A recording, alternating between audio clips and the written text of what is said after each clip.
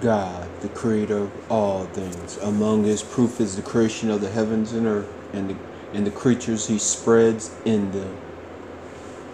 As we look around in our environments, we see that every family has a head, every school has a principal, every city or town has a mayor, every province, state has a premier or governor, and every nation has a head of state. Moreover, we know beyond a doubt that every product is the work of a certain producer, and that every beautiful art is the creation of some great artist. All this is obvious, yet it does not satisfy the hunger for knowledge and the curiosity of man about the great things in the world. One often wonders at the beauties of nature, with its scenic charms and marvels, the almost endless horizons in the sky and their far-reaching expansions, the ceaseless successions of day and night in the most orderly manner, the course of the sun, the moon, and the great stars, the world of animated and inanimate objects, the continuous process and evolution of man, generation after generation. One often wonders, because one would like to know the maker and maintainer of all these things that with which we live and immensely enjoy. Can we find an explanation of the great universe? Is there any convincing interpretation of the secret of existence? We realize that no family can function properly without a responsible head. That no city can prosperously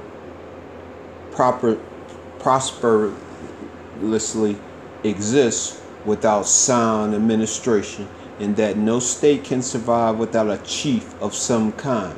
We also realize that nothing comes into being on its own.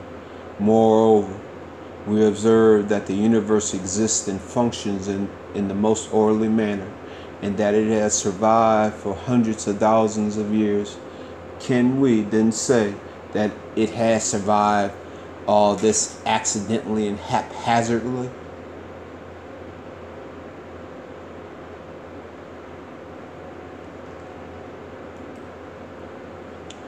When my servants ask you about me, I'm always near. I answer their prayers when they pray to me.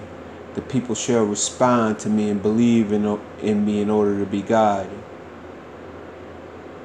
Although we are part of the larger Semitic community, we are not all alike in terms of our faith in God and how we go about putting what we believe into practice.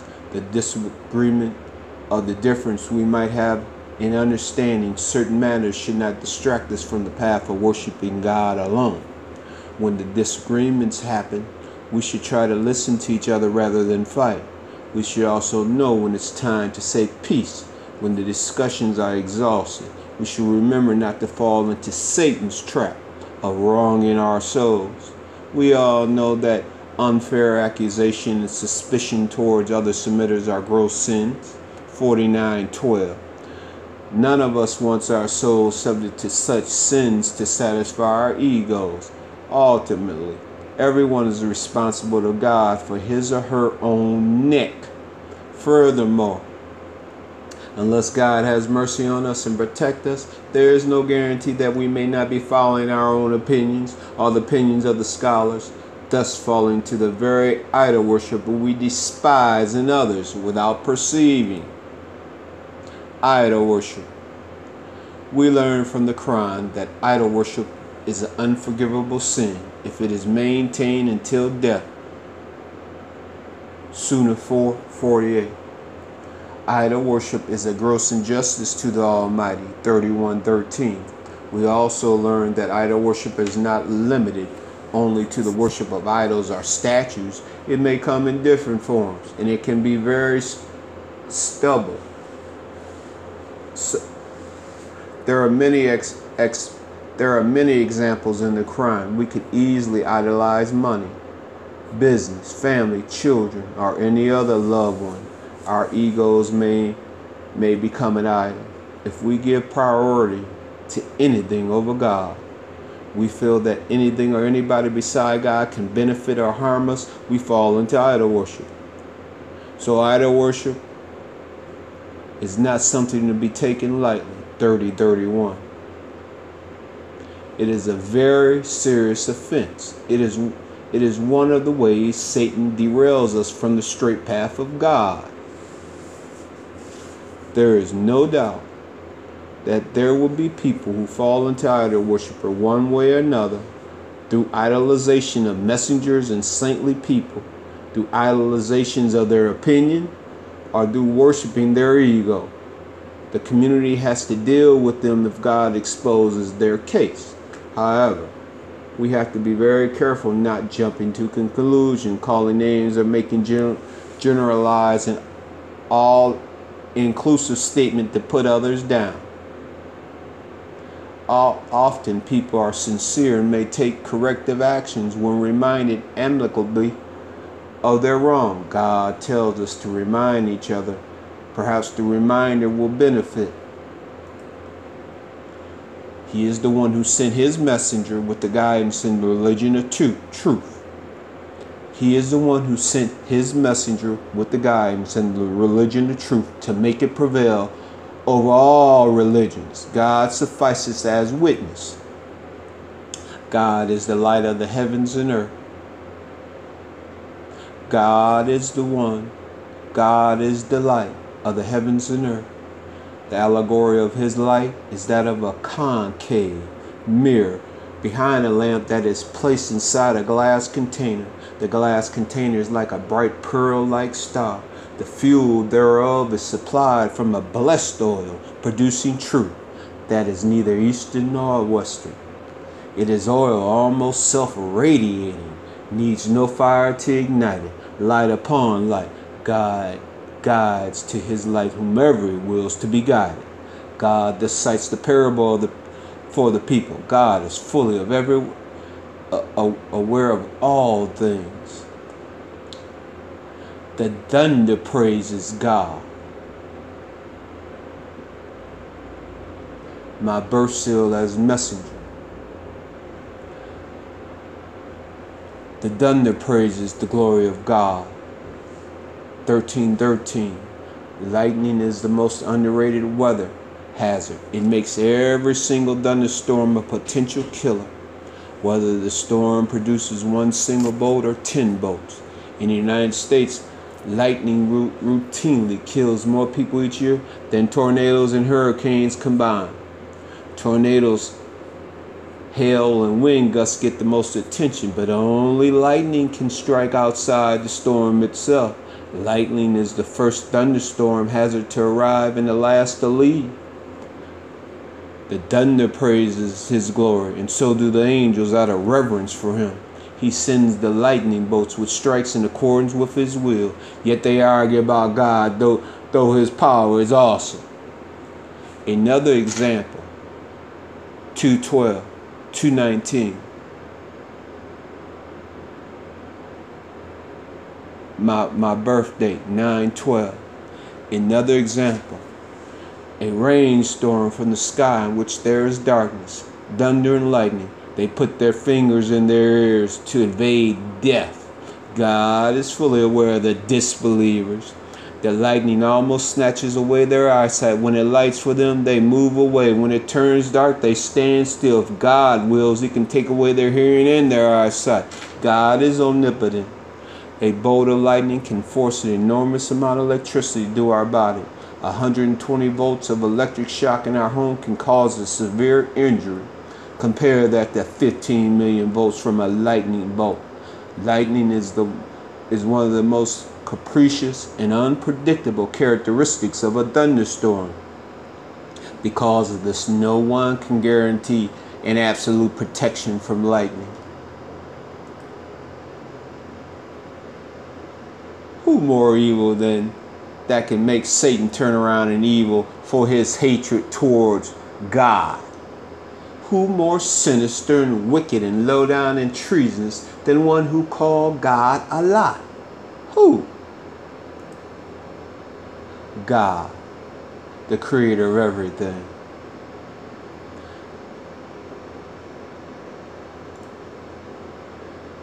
Did you think that we created you in vain? that you were not to be returned to us, say, my Lord, shower us with forgiveness and mercy. Of all the merciful ones, you are the most merciful one. Anyone who idolizes beside God, any other God, without any kind of proof, his reckoning rests with his Lord. The disbelievers never succeed. Most exalted is God, the true sovereignty. There is no other God beside him, the most honorable Lord, possessor of all authority. Say, my Lord, shower us with forgiveness and mercy. Of all the merciful ones, you are the most merciful. Anyone who idolizes beside God, any other God, without any kind of proof, his reckoning rests with his Lord. The disbelievers never succeed. Did you think that we created you in vain, that you were not to be returned to us? He will say, abide there in humility and do not speak to me. Were not my revelations recited to you and you kept rejecting them? Those whose weights are light are the ones who lost their souls. They abide in hell forever. When the horn is blown, no relation among them will exist on that day, nor will they care about one another. You were not present when they argued with one another. This is news from the past that we reveal to you. You were not there when they drew their raffles to select Mary's guardian.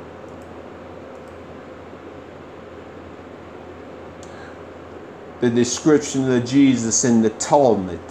The description of Jesus in the Talmud. Jesus was born out of wedlock to his mother, Miriam, and her lover, Patera.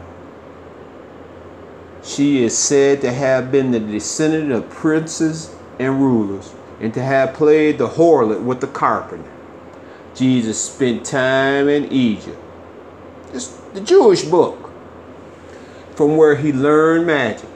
He was a magician who deceived and led Israel astray. He mocked at the words of the wise, was tainted with hearsay, and thus was excommunicated. He called himself God, also the Son of Man, and he said that he would go up to heaven. He was near to the kingdom and had 5 disciples. He was tried in Lydda as a deceiver and a teacher of the apostate. He was executed on the eve of the Passover, which was also on the eve of the Sabbath, by being stoned and hung or crucified. For 40 days, Herod proclaimed that he was to be stoned and invited evidence in his favor, but none was given. He was put to death when he was 33 years old.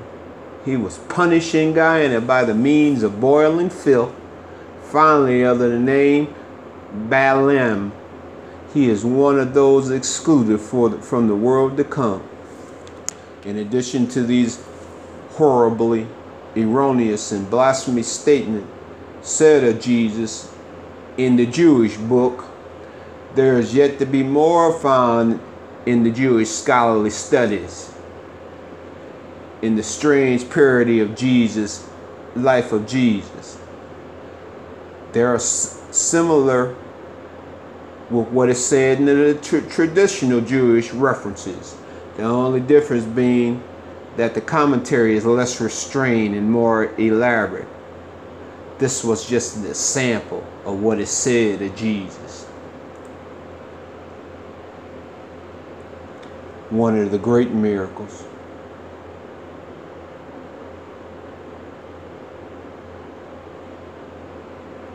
This is one of the great miracles. A warning to the human race. For those among you who wish to advance or regress, every soul is trapped by its sins, except those on the right. While in paradise they will ask about the guilty. What brought you to this retribution? They will say, we did not observe the contact prayers. We did not feed the poor. We blundered with the blunders. We disbelieve in the day of judgment until certainty came to us. The intercessions of the intercessors will never help them. Why are they so adverse to this reminder? Running like zebra, who are fleeing from a lion. Does each of them want to receive the scripture personally? Indeed, they do not fear the hereafter. Indeed, this is a reminder for those who wish to take heed. They cannot take heed against God's will. He is the source of righteousness. He is the source of forgiveness. This is what 19 will do. Disturb the disbelievers. Establish certainty into the hearts of the believers, the Jews and the Christians, concerning the divine origin of the crime.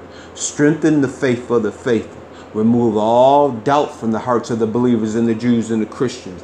Expose the hypocrites and the disbelievers who say with their lips that they are believers. They will not accept the 19th base miracle.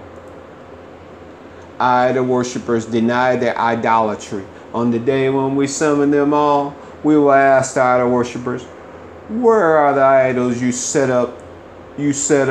Their disastrous response will be, my God, we were never idol worshippers. Only God can talk like this.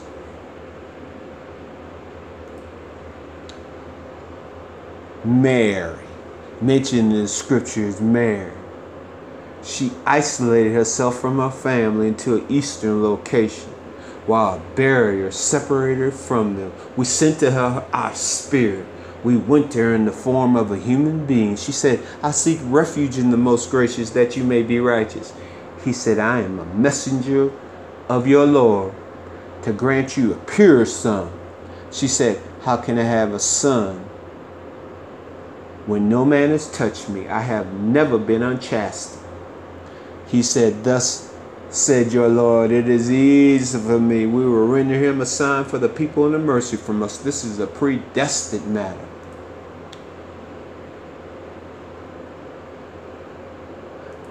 The most gracious has allowed Mary to speak for herself. Update. Jesus is a sign of your treachery of before, when you thought I bliss could be God. Sealing your fate at a disbeliever. Could never believe, no matter what. Jesus was born on earth as the only human ever, as the sign. Adam was created in heaven by God himself, and the breath of life was given, and all everywhere was told to bow. God, most loved and chosen creatures everywhere did except your Father, I bless. Jesus was born on earth as the only earthling, not earthling. He next to God as his prize example, sacrificed for him alone. You are your own sign of giving up your God-given godhood, and the only way how. Treachery to the Most High is how. Choosing others as God is how. Partners signing is how. And idol worship of worthless men, flawed and foul creatures. You look to guidance, them which is hell now and later promised trash. He said, thus said your Lord, it is easy for me. We will render him a sign for the people and a mercy from us. This is a predestined matter. Spoken word. You were not there, ingrates. You were not there when they argued and fought and drew lots to see who would be the Messiah's guardian, Gabriel and the others. You were not there when they squabbled over Mary's caretaking. You were not there. We appointed angels to be the guardians of hell, and we assigned their number 19. Over it is 19. We appoint angels to be guardians of hell, and we assign their number 19 to disturb the disbelievers, to convince the Christians and Jews that this is the divine scripture, to strengthen the faith of the faithful, to remove all traces of doubt from the hearts of the Christians, Jews, as well as the believers, and to expose the hypocrites, those who harbor doubt in their hearts. And the disbelievers will say, what did God mean by this allegory? God thus sends astray whomever he wills, and guides whomever he wills. None knows the number of none knows the soldiers of your Lord except he. This is a reminder for the people. Absolutely, I swear by the moon, in the night as it passes, in the morning as it shines. This is one of the great miracles. A warning to the human race. For those among you who wish to advance or regress, every soul is trapped by its sins, except those on the right. While in paradise, they will ask about the guilty, what brought you about this retribution? They will say, we did not observe the contact prayer, Salah. We did not feed the poor. We blundered with the blunders. We disbelieve in the day of judgment until certainty came to us. The intercessions of the intercessors will never help them. Why are they so adverse to this reminder? Running like zebra who are fleeing from the lion. Does each of them want to receive the scripture personally? Indeed, they do not fear the hereafter. Indeed, this is a reminder for those who wish to take heed. They cannot take heed against God's will. He is the source of righteousness. He is the source of forgiveness. Praise be to Allah.